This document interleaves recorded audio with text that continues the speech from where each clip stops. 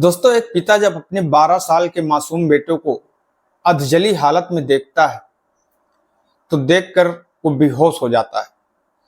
बेहोश होता है, लोग उसे होश में लाने की कोशिश करते हैं, उसे पानी पिलाते हैं और जब उसे होश आता है तो वो बस एक ही बात कहता है कि साहब, मेरे बेटे का जो भी कातिल है उसे बस फांसी होनी चाहिए। यह देख करके जितने भी लोग वहां इकट्ठा होते हैं, सारे लोगों की आंखों से बस आंसू निकल रहे होते हैं। सारे लोग परेशान होते हैं कि आखिरकार इतना निर्दयी कौन हो सकता है जो एक 12 साल के मासूम बेटे को इतनी बेरहमी के साथ उसकी हत्या कर सकता है।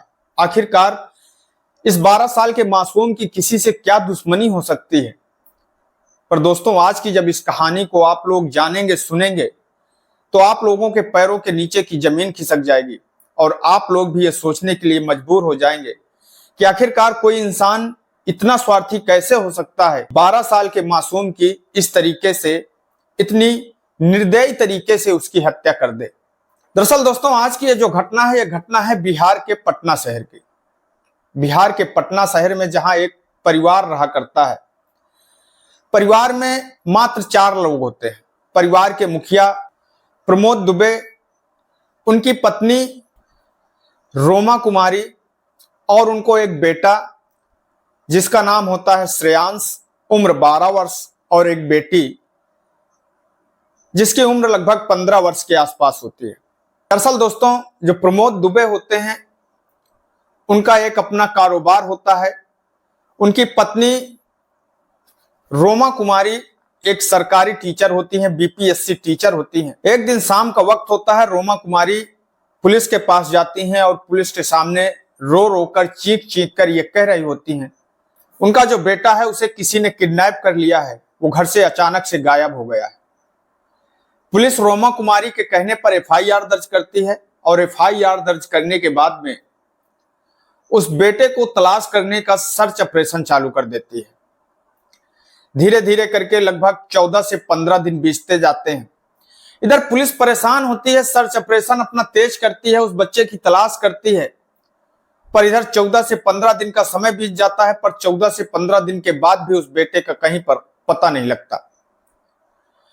पुलिस ये सोचकर बेहद परेशान होती है। तभी एक दिन, अब पुलिस के जितने भी खुफिया लोग होते हैं, जितने भी जासूसी लोग होते हैं, उन सारे लोगों को पुलिस ये सूचना देती है और कहती है कि किसी भी हालत में हमें उस बच्चे की तलाश करना है, हमें उसे जिंदा या मुर्दा किसी भी हालत में हमें उसे ढूंढना है।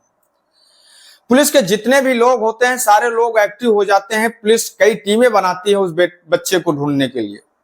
तभी अचानक से एक दिन पुलिस के पास में एक फोन आता है और फोन करने वाला व्यक्ति बताता है कि साहब, बेड़ा गांव के पास जो एक 4 लाइन पुल है, उस पुल के पास में जो झाड़ियां हैं, उन झाड़ियों में कोई एक छोटे बच्चे का शव जैसा पड़ा है।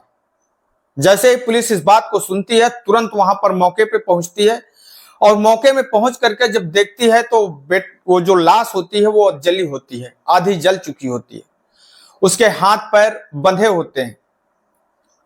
ये देखकर पुलिस हैरान होती है कि आखिरकार इतने छोटे मासूम का किसी ने इतनी बेरहमी के साथ में हत्या क्यों की है।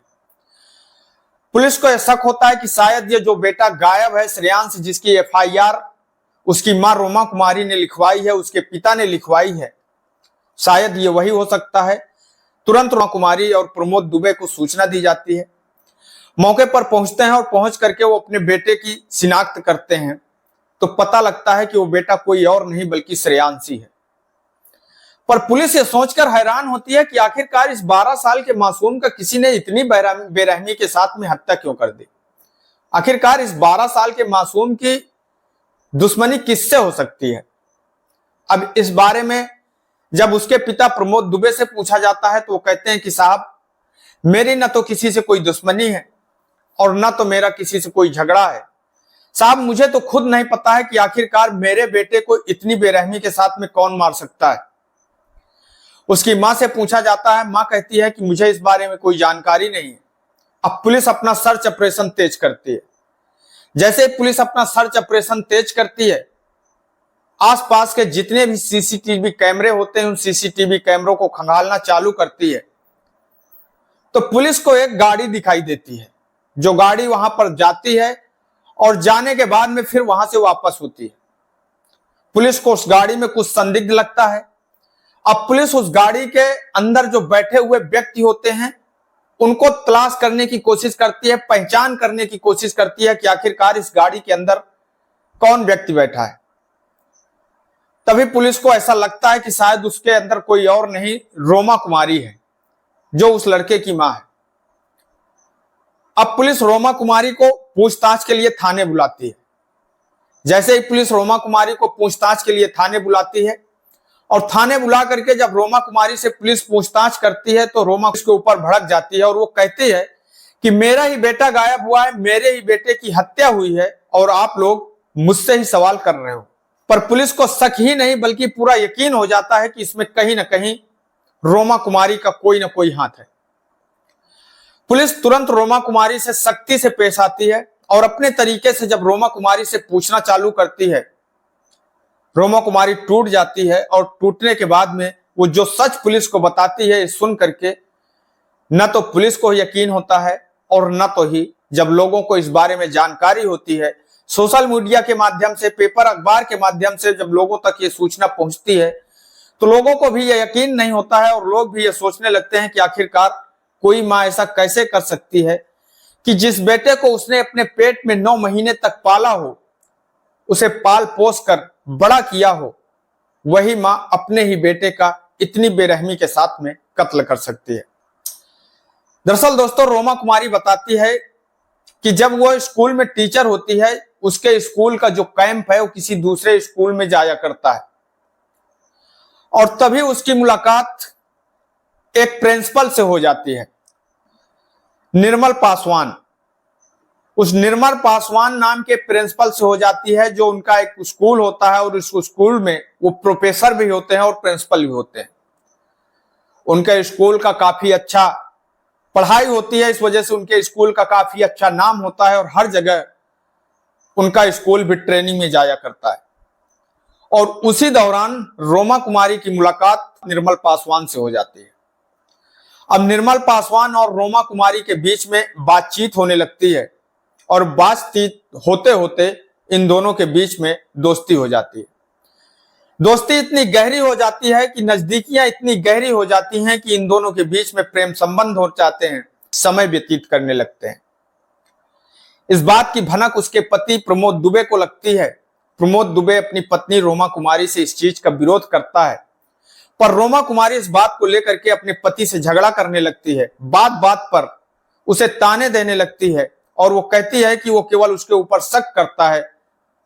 और जब यह बात प्रमोद दुबे अपनी पत्नी से निराश हो जाता है तो फिर वो अपनी पत्नी को रोकना और टोकना तक बंद कर देता है, बल्कि वो अपनी पत्नी से एक तरह से बात करना ही बंद कर देता है। पर उसके जो छोटे छोटे जो 2 बच्चे होते हैं, वो अपनी माँ से अक्सर ये शिकायत करते हैं कि माँ, तुम मेरे पास में समय नहीं देती हो, बल्कि आप ज्यादा से ज्यादा समय अपने घर से बाहर बिताती हो, आप पापा के साथ में समय नहीं देती हो।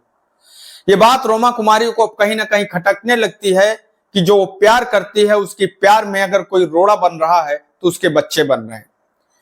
क्योंकि जो श्रेयांश होता है उसकी उम्र मात्र 12 वर्ष की होती है और जब भी रोमा कुमारी अपने घर से बाहर जाती है तब उसका जो बेटा श्रेयांश होता है वो अपनी माँ को टोकता है और कहता है कि माँ, वो जो अंकल हैं जिनसे आप मिलती हो, जिनसे आपकी दोस्ती है, जो आपके दोस्त हैं, वो अंकल हमें अच्छे नहीं लगते हैं। माँ, आप उनसे दोस्ती छोड़ दीजिए, बल्कि आप अपने पापा के साथ में अच्छा समय व्यतीत करिए। रोमा कुमारी को यह बात अच्छी नहीं लगती क्योंकि वो निर्मल पासवान के प्यार में इतना दीवानी हो चुकी होती है, इतना पागल हो चुकी होती है कि अब उसे वो अपना बेटा ही दुश्मन नजर आने लगता है। और फिर एक दिन वो ये बात अपने प्रेमी निर्मल पासवान से कहती है कि उसका जो बेटा है उसे शायद उसे रास्ते से हटाना पड़ेगा।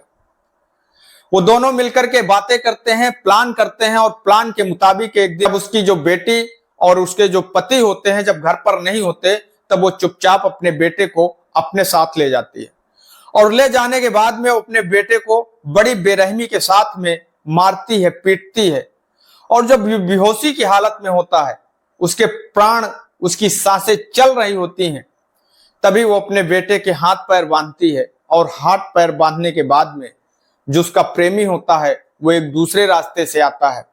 रोमा कुमारी एक दूसरे रास्ते से, बेड़ा गांव है, बेड़ा गांव के पास में जो 4 लाइन का पुल होता है, जहां पर काफी झाड़ियां होती हैं, वहां पर अपने बेटे को ले जाती है और उसके हाथ पैर बांधकर उसके ऊपर कुछ ऐसी चीज डाल देती है जिससे कि तुरंत आग पकड़ ले, और फिर अपने जिंदा बेटे के ऊपर आग लगा देती है। और फिर उसके बाद में वो दोनों अपने अपने अलग अलग रास्ते से अलग अलग जगह चले जाते हैं।